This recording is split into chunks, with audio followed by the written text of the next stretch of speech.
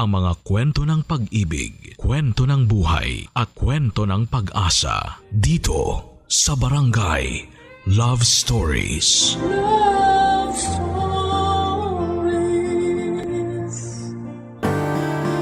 Sa pag-ibig ay hindi may iwasang may masaktan dahil para itong laro na may panalo't talunan.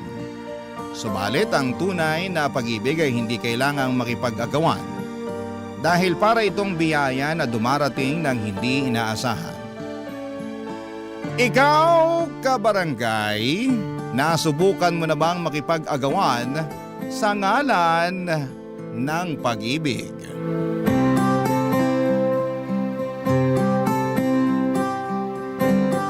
Dear Papa Dudut, magandang araw po sa inyo at sa lahat ng bumubuo ng Barangay Love Stories.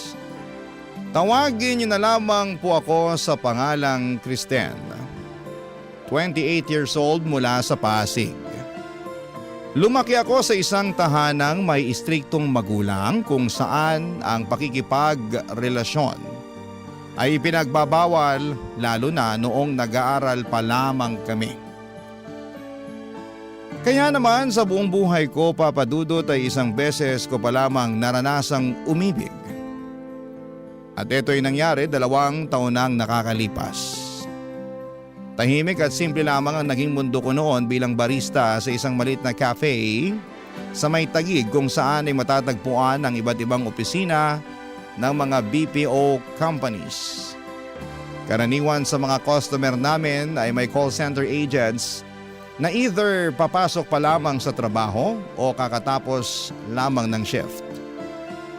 Isa sa mga agents na naging regular na customer ng cafe namin ay si Ned. Papadudot mabilis na nag-iwan sa akin ng marka si Ned dahil mabait siya sa aming mga staff. Tuwing nag-o-order kasi siya ay lagi siyang nakangiti at nakikipagbiruan pa na para bang hindi siya pagod mula sa magdamagang trabaho. Nung una ay tipikal na customer lamang ang tingin ko sa kanya pero hindi nagtagal. Ang mga pasimpleng ngiti at lambing nito ay unti-unti akong nakabuo ng espesyal na pagtingin para sa kanya.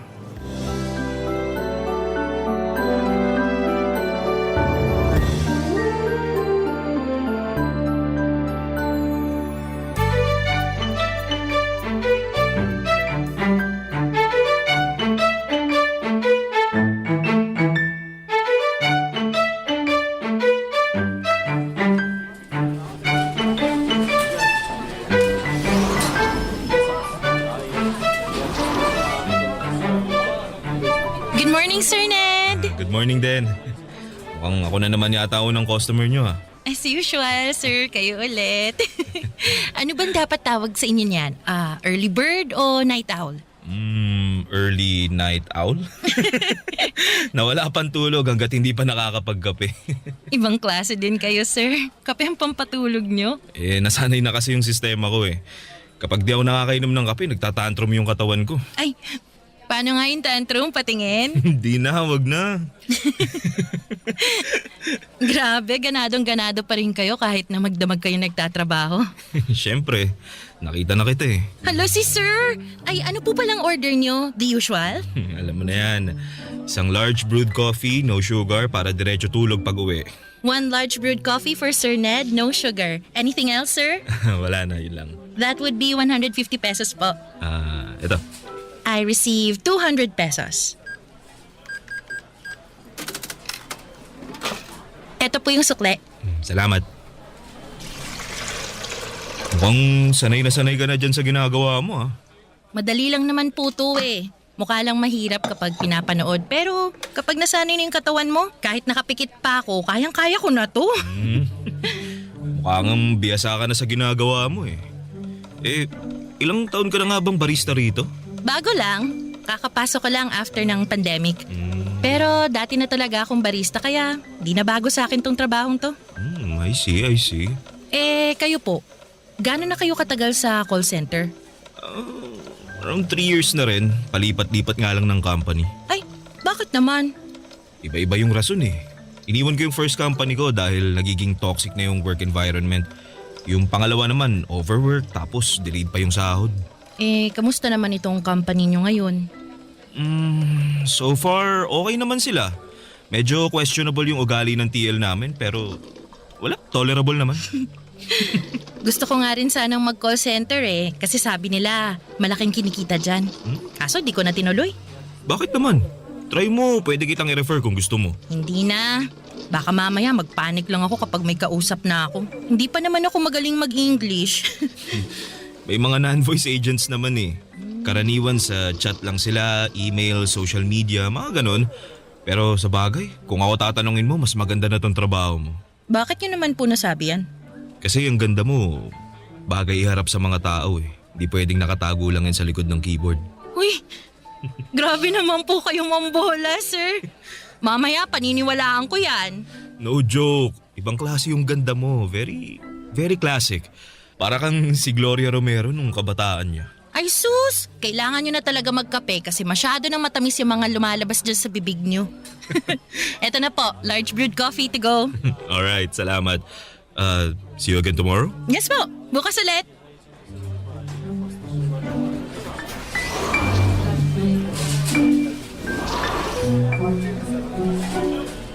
Kailangan ng kape?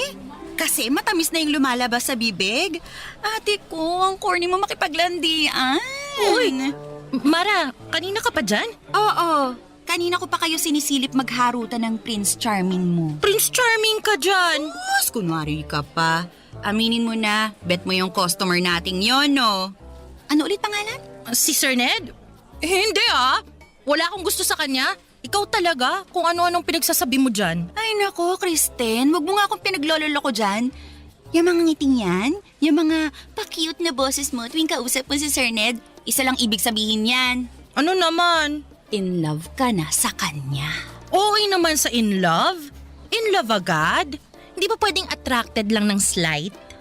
Oh sige, attracted na akong attracted. At least inamin mo, na bet mo siya. To be honest, cute din naman kasi siya. Tsaka, ang gaan niyang kausap. Kaso, mukha siyang high maintenance, no? High maintenance man o hindi, isa lang ang nakikita ko based sa daily interactions nyo. May gusto kayo sa isa't isa. Hoy, ang eme mo naman. Funny pa naman ako. Funny walain. Totoo nga. Alam mo, marami na akong love life na pinagdaanan at alam ko na ang galawan ng mga lalaking yan. Hindi naman sa pagmamayabang, no? Pero marami na akong flavors na natikman kaya basang-basa ko na yung mga galawan nila. Basta, ayoko mag-assume. 'Di ba sabi nga nila, never assume unless stated. Aminado po ako, Papa Dudut, na sa unang kita ko pa lamang kay Ned ay nakaramdam na agad ako ng attraction sa kanya na malimit ko lamang maramdaman sa ibang tao. Matangkad si Ned na may makinis na balat at magandang pananamit. Kaya naman kahit puyat ay malinis at maliwalas siyang tignan. Isa pa sa mga nagustuhan ko sa kanya ay very friendly siya at approachable ang aura nito. Malambing din ang boses niya tuwing nakikipag-usap siya sa akin kaya may impact ang mga yon para sa akin. Naging close pa kami ni Ned sa mga sumunod pang mga buwan. Sa mga araw-araw na small talks naming dalawa ay madalas niyang ikwento sa akin ang tungkol sa pamilya niya sa probinsya. Ang mga struggles niya bilang breadwinner, pati na rin kung paano siya nangangarap para sa kinabukasan ng kanyang pamilya. At dahil nga sa closeness na nabuo naming dalawa ay may mga pagkakataon noon na inaaya na rin niya akong lumabas. May mga time nga noon na iniimbitahan niya akong samahan siya sa opening ng restaurant ng kaibigan niya. Inaya din niya akong maglaro ng bowling at manood ng sine kapag nagkakasabay ang day off namin. Nung mga panahong yon, napapaisip na ako kung totoo nga ba ang sinabi sa akin ni Mara na baka nga interesado rin sa akin si Ned. At dahil never ko pang naranasan na umibig nung mga time na yon, ay hirap akong basahin ang sitwasyon naming dalawa. Hindi ko po alam kung friendly lang ba talaga siya o may nais na siyang ipahiwatig sa akin. Ganon pa man, hindi ako masyadong umaasa dahil baka mali lang pala ang iniisip ko. Hanggang sa isang araw ay nasagot din ang mga katanungan sa isipan ko, Papa Dudut.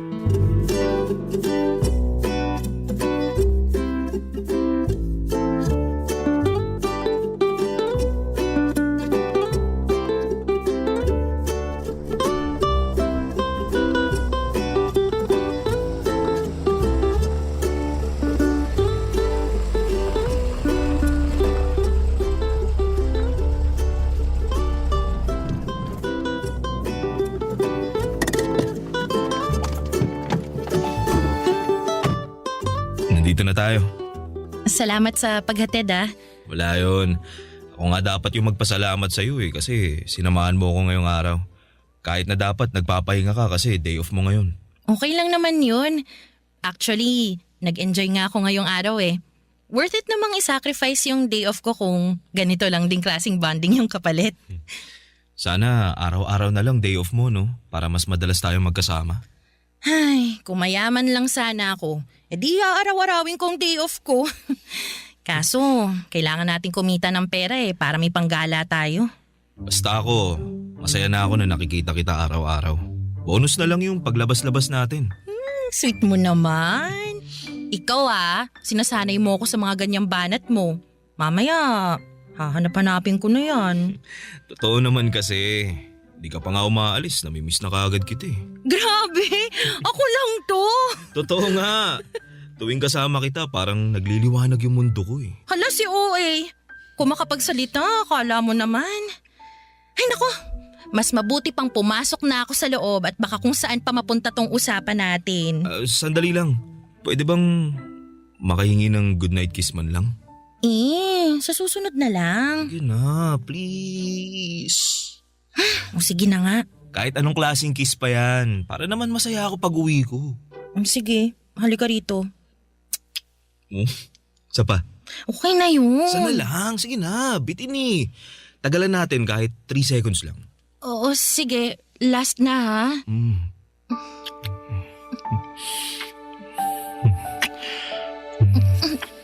Teka lang, Ned. Sandali lang.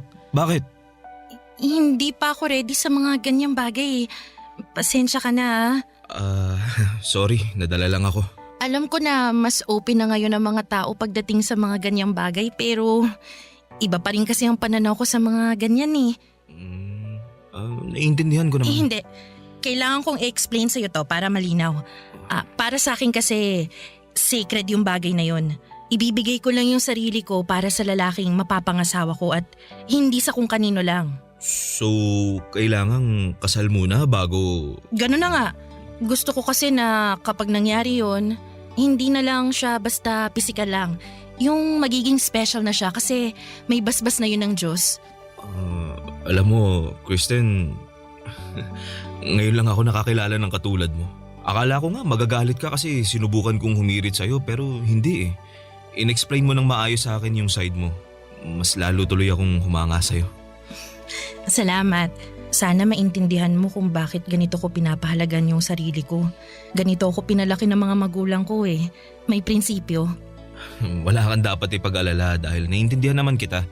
Yun naman ang gusto ko may proper communication tayong dalawa. At least, alam ko na ngayon kung anong gagawin ko. So, kailangan kong sundin yung traditional na panliligaw para mapasagot kita, no? Teka, nililigawan mo ko? Hindi pa ba halata? Hindi. I mean, ramdam ko naman, pero ayaw lang kitang pangunahan kasi... Oo, tama yung iniisip mo. Gusto kitang ligawan, Kristen. Totoo ba yan? Sa tingin mo ba kinukulit kita araw-araw sa trabaho tsaka inaaya kitang mamasyal dahil gusto lang kitang maging kaibigan? Hindi no, gusto kitang maging girlfriend. Alam ko na wala ka pang experience pagdating sa mga ganitong bagay pero handa akong gabayan ka. Hindi kita mamadaliin. Gusto mo ng old-fashioned? Sige, one step at a time tayo hanggang sa maging komportable ka ng kasama ko. Yun kung papayag ka magpaligaw. Wala naman sigurong masama kung subukan natin, di ba? At least sa ganong paraan, may oras tayo para kilalanin pang isa't isa.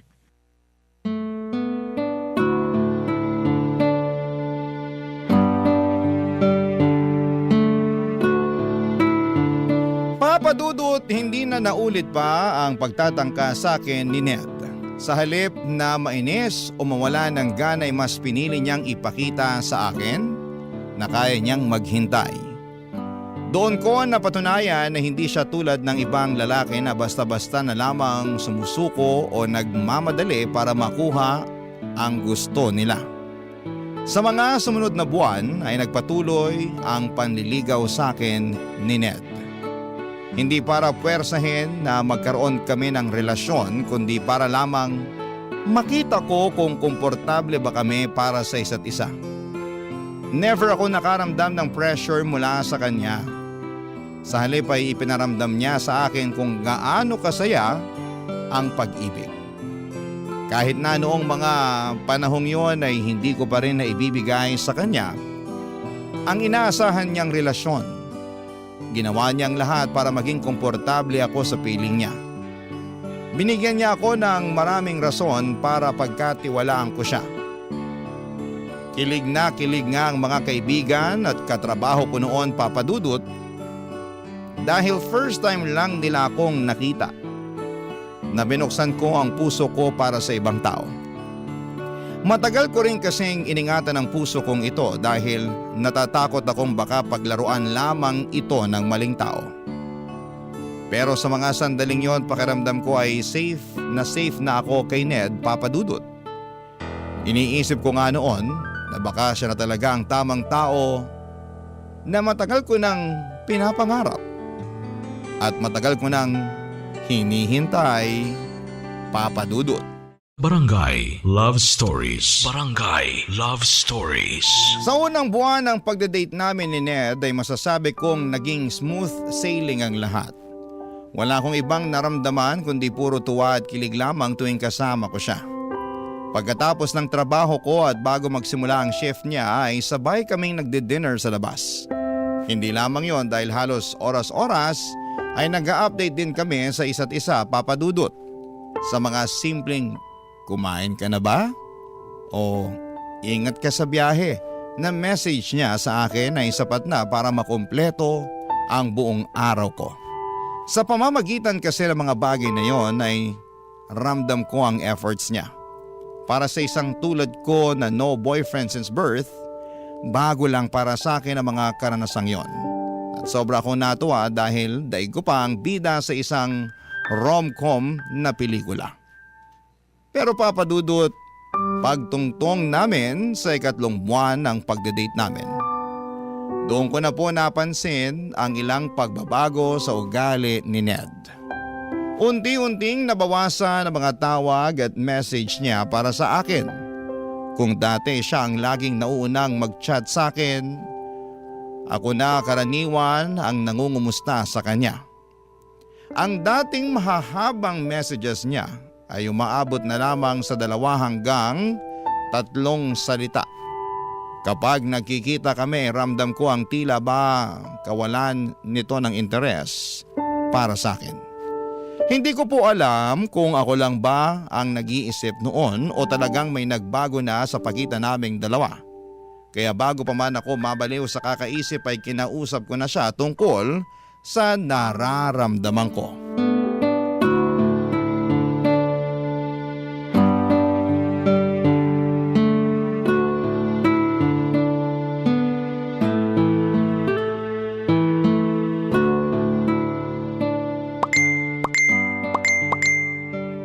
Daming ka-chat ah.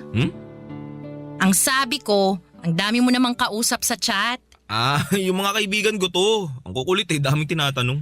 Ay naku, O bakit? wala. Ngayon na nga lang tayo magkasama tapos busy ka pa dyan sa cellphone mo. Hindi naman ako laging nagsiselfone na.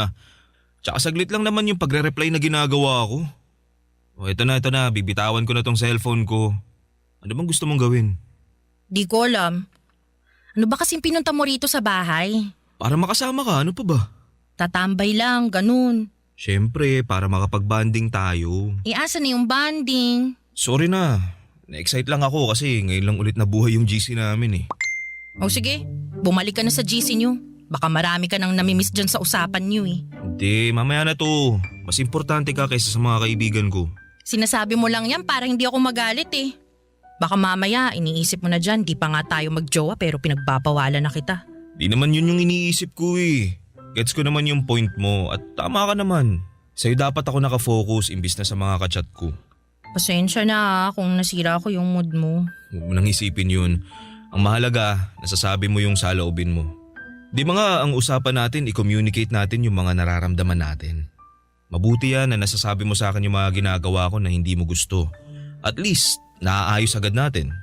Pero since nandito na tayo sa topic na to, may gusto lang din akong sabihin sa'yo. Ano yun? Hindi ako perpektong tao, Kristen. Hindi ako katulad ng mga napapanood mo sa pelikula o yung mga bidang lalaki sa mga libro. Hindi ako ganun ha. Alam ko. Hindi naman ganun ang tingin ko sa'yo eh. Ay, naisip ko lang kasi na baka masyado nang mataas yung standard na sinet mo para sa akin. Baka hindi ko na tuloy maabot. Wala naman akong standard na sinet ah. Ikaw mismo ang nag-set nun. Minsan kasi napapansin ko lang na ang bilis mo yatang mairita sa akin. Tulad ngayon, kauwi lang natin galing sa labas pero parang bad mood ka na naman. Hindi naman ako bad mood. Hindi ko lang nagustuhan yung magkasama na nga tayo tapos nasa ibang tao pa yung atensyon mo. Ay, saglit lang naman yun eh. Nag-reply lang ako ng mabilis. Alam mo, Kristen, may buhay din ako. May pamilya ako, may kaibigan ako, may trabaho ako. Matik na maahati talaga yung atensyon ko. Sana maintindihan mo yun. Naiintindihan ko naman. Parang hindi naman eh. Okay, sige. Tapos na tayo dyan sa kaka-cellphone mo. Hindi na yun big deal. May ibang rason pa kasi ako eh, kaya ako nagkakaganito. Ano pa? Nitong nagdaang araw, napapansin ko na parang nagbabago yung pakikitungo mo sa akin eh. Paano nagbago? Hindi kita maintindihan. Nung unang buwan natin, sobrang sweet mo sa akin. Sobrang caring, sobrang protective. Pero ngayon, parang hindi ko naramdam yung mga yun. Siyempre, ganun talaga sa simula. Hindi naman forever na magiging ganun yung sitwasyon natin eh. Minsan may mga highs and lows din ng relasyon. Di lahat ng araw masaya. Pero ang mahalaga pinipili pa rin natin ang isa't isa. Kailangan ko rin naman paminsan-minsan ng konting validation. Kahit simpleng acknowledgement lang na concern ka pa rin, na interesado ka pa rin. Kasi, to be honest, nitong mga nagdaang araw medyo dry ka na mag-reply sa akin eh. Iniisip ko tuloy kung may nagawa ba ako, may nangyari ba, bakit bigla kang nagbago? Hindi, wala. Wala kang ginawa. Walang nangyari. At hindi ako nagbago. Minsan talaga busy ako at may mga pagkakataon na hindi ako nakaka-reply agad. Pakiramdam mo dry yung mga reply ko dahil tao lang din naman ako. Napapagod din ako. Ako rin naman, busy din. Naiintindihan ko yun na may sarili-sarili tayong buhay pero never ko namang pinaramdam sa'yo na busy ako o pagod ako eh. Sorry. Siguro gusto ko lang ding magpahinga minsan.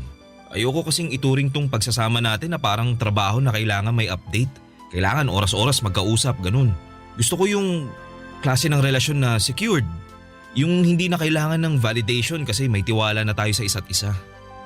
Pasensya ka na. First time ko lang din kasi pumasok sa ganitong relasyon eh. Kaya hindi ko pa alam kung ano ba dapat yung ginagawa. Masyado ba akong nag-overreact? Medyo. Magtiwala ka lang sa akin. Huwag mong i-overthink ang mga bagay-bagay. Sige, susubukan ko. Nangako naman sa akin si Ned na susubukan niyang ibigay sa akin ng validation na hinahanap ko. Pero sa mga sumunod pang mga linggo ay hindi ko na natanggap ang inaasahan ko mula sa kanya, Papa Dudut. Nagpatuloy ang pagiging dry texter niya na para bang hindi na siya interesado sa akin. Naisip ko tuloy na baka nagbago na siya dahil hindi niya makuha ang gusto niya. Baka nagsawa na rin siya sa panliligaw sa akin kaya lumabas na ang totoo niyang ugali. Papadudot dumating na ako noon sa point na pakiramdam ko ay one-sided na lamang ang nangyayari sa pagitan naming dalawa. Ako na lamang ang nag-i-effort para magkaroon kami ng oras sa isa't isa. At kapag nagkikita kami ay parang ako na lamang din ang masaya na magkasama kami. Siya naman ay tahimik. Laging malayo ang iniisip at walang gana. Ang lagi niyang rason noon ay sobrang busy niya raw sa trabaho. Naintindihan ko naman dahil alam kong mabigat talaga ang graveyard shift at nakakapagod ang line of work niya. Pero habang tumatagal ay napapansin kong hindi na ito simpleng pagod lamang. May kakaiba na sa mga kilos niya. Hanggang sa dumating ang araw na nalaman ko ang totoong dahilan kung bakit biglang nagbago ang pakikitungo niya sa akin, Papa Dudut.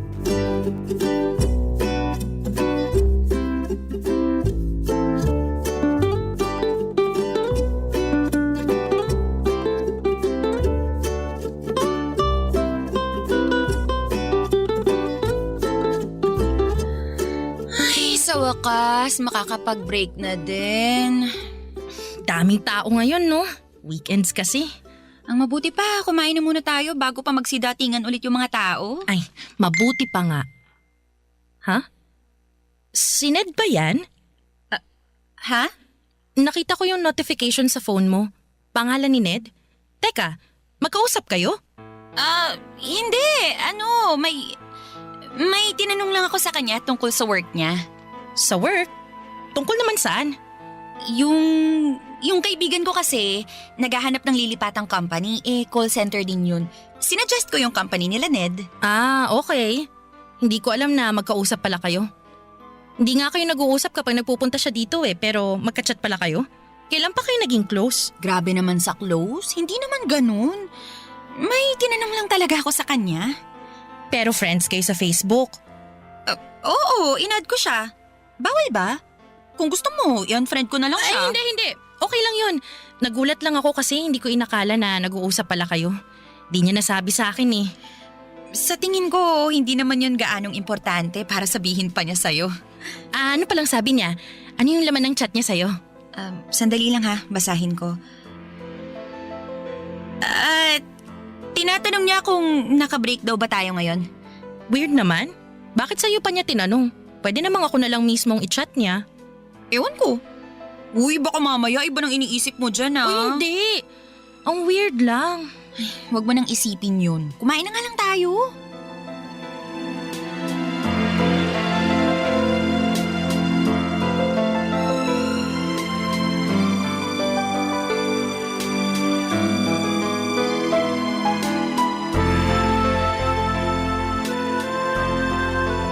Oh, di mo yata ginagalaw yung pagkain mo. Wala kang gana? Di ko alam. Gutom naman ako pero hindi ko ma-enjoy tong kinakain ko eh. Bakit? May problema ba? Wala naman. May bumabagabag lang sa isip ko ngayon. Ano naman? Hindi naman to big deal pero nababother lang talaga ako. Magkausap pala kayo ni Mara? Mara? Oo. Nag-chat siya sa akin tungkol sa kaibigan niya. Gusto daw niyang lumipat sa company namin. Bakit ka naman nababother dun? Hindi mo kasi nabanggit sa akin na magkausap pala kayong dalawa. Wala namang masama dun. Nagtanong lang naman yung tao. Hanggang ngayon ba nagkaka-chat pa rin kayo? Paminsan-minsan, nangungumusta siya. Bakit daw? Teka, nagsiselos ka ba? Hindi naman sa nagsiselos. Hindi ko lang magets kung bakit biglang naging interesado sa'yo si Mara eh. Hindi rin naman kami ganun ka-close para makapag-close siya sa'yo. May tinanong nga lang tungkol sa work tapos naging close na kami after that. Alam mo, nagsisimula ka na naman dyan sa pag-overthink mo eh. Di maganda yan ha. Sorry na. Di ko alam kung bakit ganito ko eh. Di naman ako ganito dati. Magtiwala ka lang kasi sa akin. Yun ang wala sa'yo eh, yung tiwala. Lahat kasi ng galaw ko masyado mong binibigyan ng meaning. Lahat na nangyayari gusto mo may rason. Di lahat ng bagay kailangan ng eksplanasyon ha. Ibigay mo sa akin yung buong tiwala mo katulad ng pagtitiwala ko sa'yo. Tingnan mo, matatahimik ka. Pwede bang wag mo na lang pansinin yung mga chat sa'yo ni Mara? Bakit naman? Wala naman kaming ginagawang masama. Para lang mapanatag ako. Kristen, di dapat ako gumagawa ng paraan para mapanatag ka. Ikaw dapat ang gumawa nun kasi sariling isip mo yung kalaban mo eh. Alam ko, pero tulungan mo naman ako. Masyado ka naman nagiging controlling yan eh. Una sa mga kaibigan ko tapos ngayon pati mga taong kachat ko kailangan ko ring i-consider para sa'yo. Di na healthy yung ganun. Alam ko, pero please, kahit ngayon lang. Para namang wala kang tiwala sa akin sa ginagawa mo. May tiwala ako sa'yo. Pero kay Mara, wala. Araw-araw ko siya nakakasama kaya alam ko na kung anong ugali niya. Eh di sige, oo na. Di ko na siya kakausapin. Masaya ka na. Wala na tuloy ako ng gana.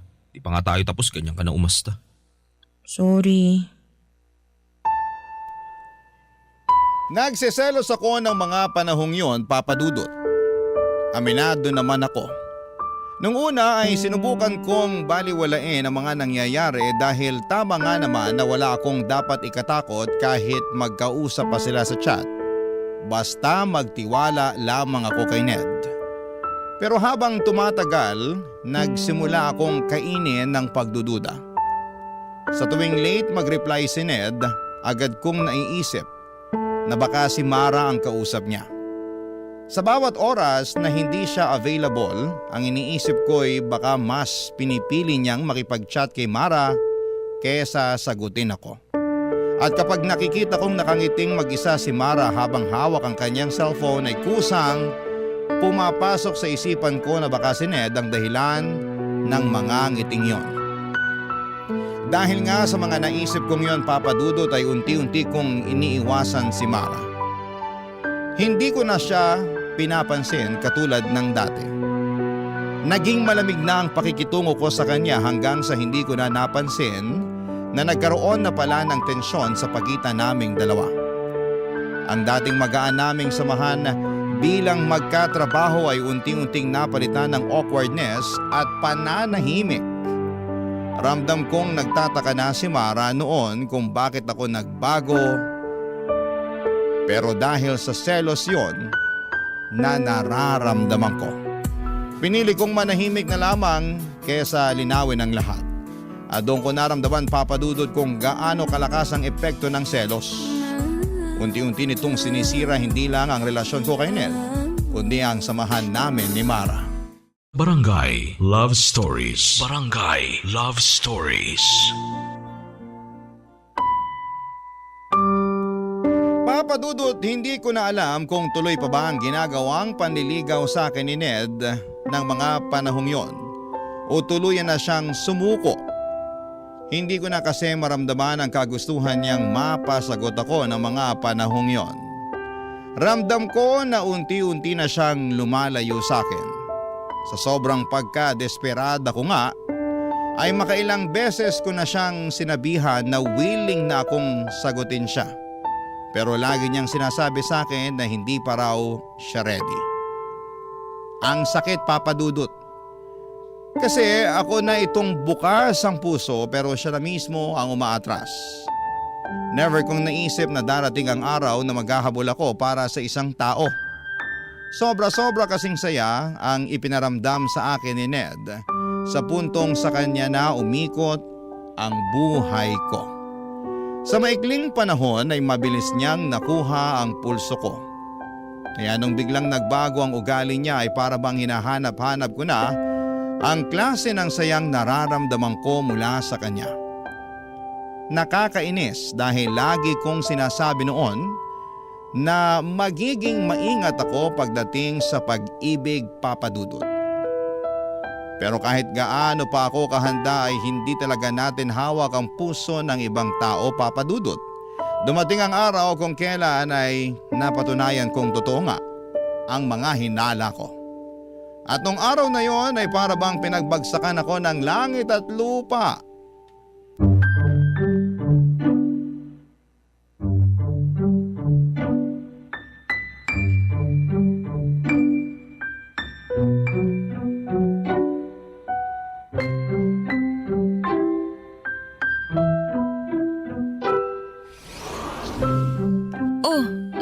Kristen, anong ginagawa mo rito?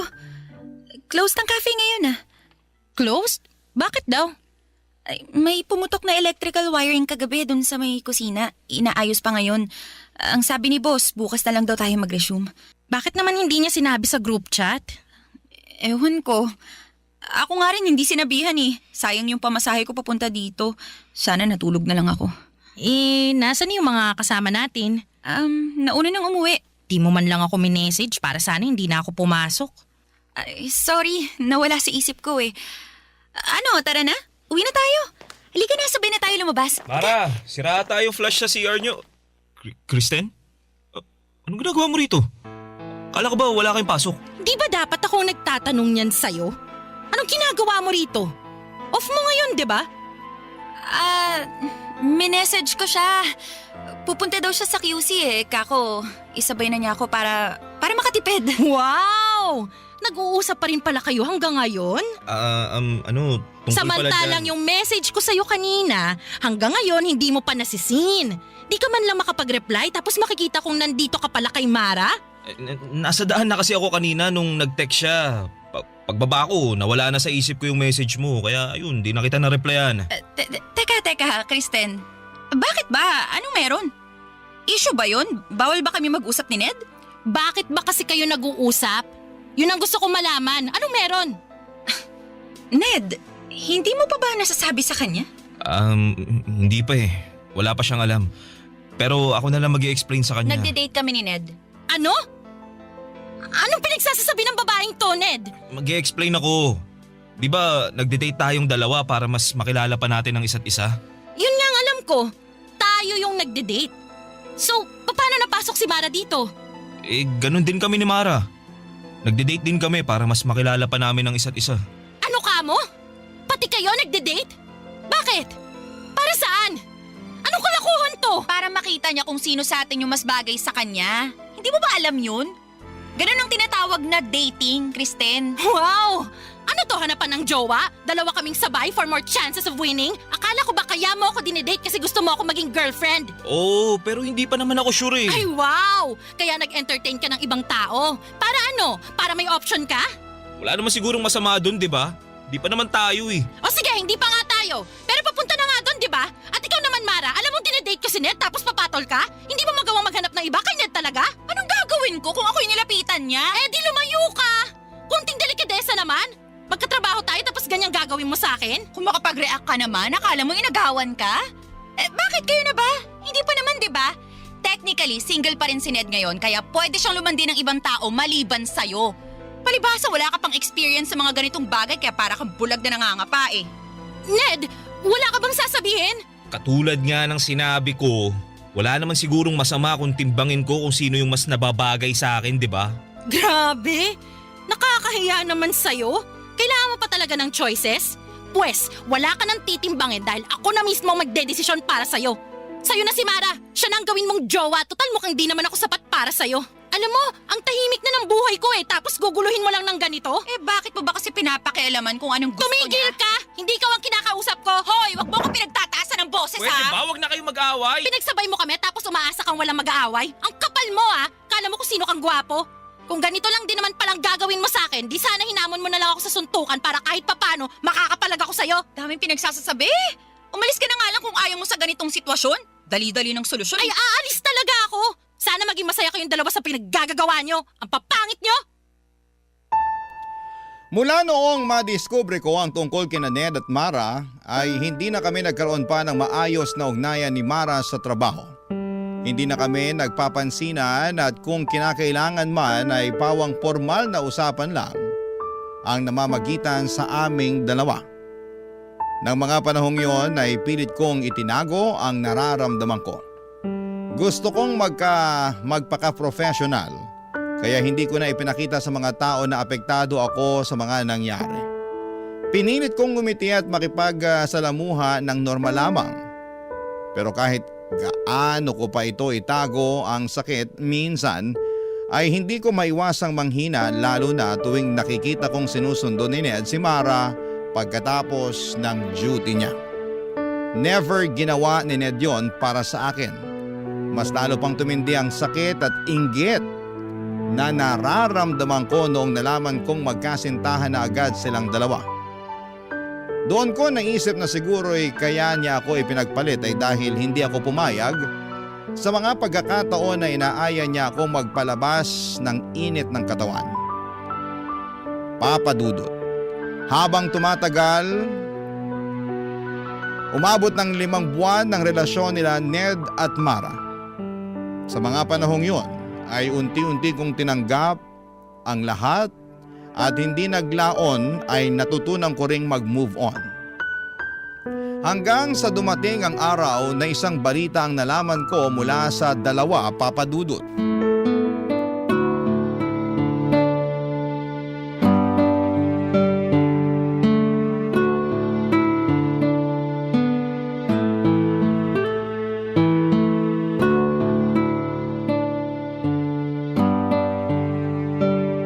Ba naman tong counter? Dumi-dumi. Di marunong maglinis. Grabe naman makapagdabog. Ano ba problema mo? Wala akong problema. Kayong may problema sa akin. Ha? Anong pinagsasasabi mo? Akala nyo ba? Hindi ko naririnig yung mga sinasabi nyo sa likuran ko, ha? Alam ko nang pinagchichismisan nyo ko. Una sa lahat, hindi ako kasama sa mga nang chichismis sa'yo, no? Pangalawa, wala na akong paki sa nangyayari sa buhay mo. Kaya hindi kita kailangan pagchismisan. Nagmamaang-maangan ka pa. Alam mo na nga yung nangyari. Aminin ko, may nasagap akong balita. Hiwalay na raw kayo ni Ned? Oo, wala na kami. I'm sure masaya ka na dyan. Hindi ako ganong tao. Sus, kunwari ka pa. Alam mo, Mara, hindi naman ako masamang tao katulad ng iniisip mo eh. Oo, nasaktan ako nung naging kayo ni Ned. Pero matagal na yun. Naka-move on na ako. Actually, wala na nga akong galit na nararamdaman sa'yo eh. So, kung iniisip mo na sobrang saya ko ngayon dahil hiwalay na kayo ni Ned, pues hindi. Ano naman ang mapapala ko sa hiwalayan nyo? Wala naman eh. Karma ko na siguro to. Eh ano ba kasing nangyari? Promise, yung tungkol sa hiwalayan nyo lang talaga yung nabalitaan ko. Gusto mo lang ding chumismis eh. Kung ayaw mong i-share, okay lang.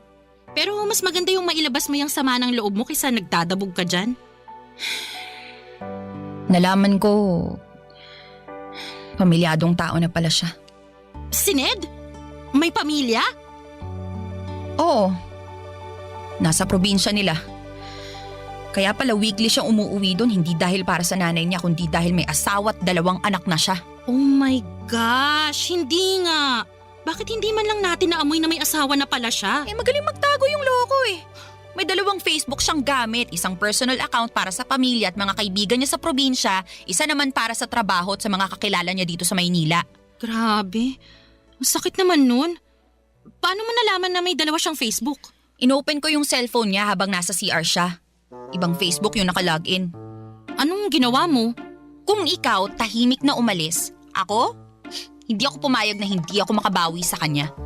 Alam mo ba kung anong ginawa ko, ha? Liga, dun tayo sa break room, ikukwento ko sa'yo.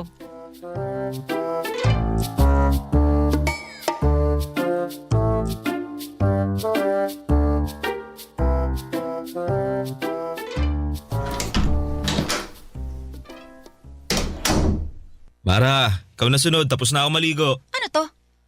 Ano yan? Ba't mo hawak cellphone ko? Amin na nga yan. Tinatanong kita, ano to? Anong ano? Ayusin mo tanong mo para maintindihan kita. May iba ka pa palang Facebook? Ha? Wala na ako ibang Facebook. Eh ano yung nakita ko dyan sa cellphone mo?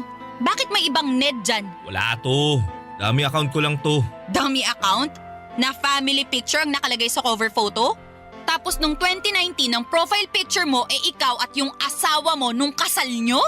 Teka, magpapaliwanag ako. Ano yung papaliwanag mo? Nakabit mo ako? Kapal din ang pagmumukha mo no? Ang lakas ng loob mong landiin ako tapos all this time kabit lang pala ako? Wala namang masama basta hindi tayo mahuhuli. Anong walang masama? Ginawa mo akong kabit! Walang yaka ang kapal ng mukha mo! Lintik ka! Ang sama mo!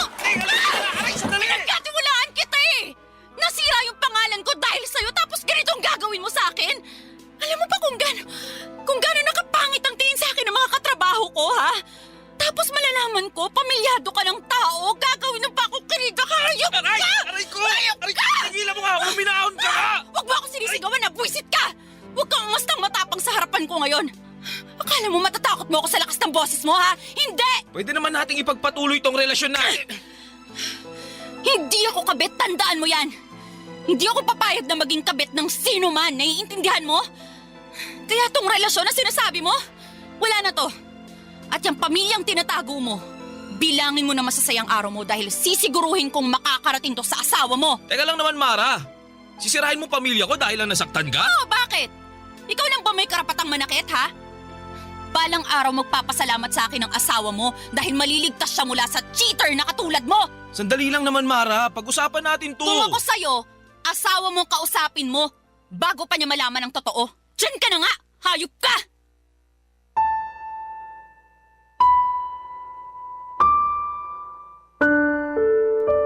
Sa huli, Papa Dudut, ay napagtanto ko na blessing in disguise pala ang mga nangyari sa akin. Papa Dudut, oo, maaga akong nasaktan pero mas mabuti na rin po yun kesa mas lumalim pa ang sugat sa puso ko.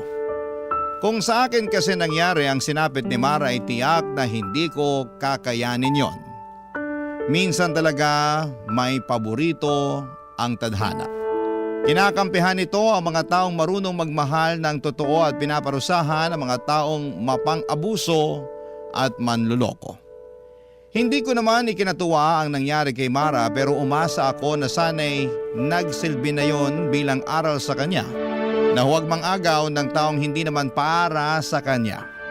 Dahil ang karma, mabilis kumilos at palaging nakakahanap ng tamang oras para ito ay gumanti. Sa ngayon, Papa Dudut, ay maayos na ang buhay ko at mas pinili kong mag-focus na lamang muna sa sarili ko, sa pamilya ko at sa mga pangarap ko. Nagsimula rin akong sumubok ng mga bagong bagay, mga bagay na noon ay hindi ko nagagawang gawin dahil sobrang nakasentro ang atensyon ko para kay Ned. Natutunan ko ring mas pahalagahan ang sarili ko bago ang iba at natutunan kong hindi ko kailangang madaliin ang pag-ibig. Alam ko, Papa Dudut, na darating po ang tamang tao para sa akin. Isang taong handang maghintay at mamahalin ako ng buong buo. Sa ngayon naman po ay kontento na ako sa pagiging masayang mag-isa. Dito na po nagtatapos ang kwento ko at maraming salamat po, Papa Dudut. Ang inyong forever, kapuso at kabarangay, Kristen. Ano ang masasabi mo sa ating Barangay Love Stories today? Aabangan namin yan sa aming comment section.